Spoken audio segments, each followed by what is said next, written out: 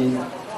我们这次的千亿的进驻的说不可能的任务哈，也借重我们市长的领军哈，带我们彰化正式成立青年事务委员会。这个青年事务委员会就是表示咱非常重视青年朋友的权益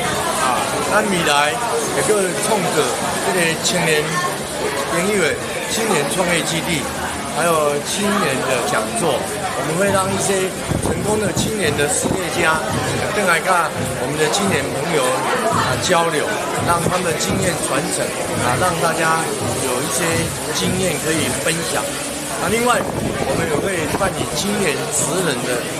就是说青年文创职人的这些的市场比如讲咱离这个旧铁路宿舍村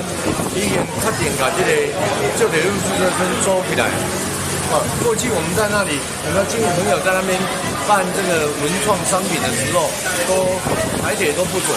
要跟他们收费，他们就改叫店长来看所以咱非常重视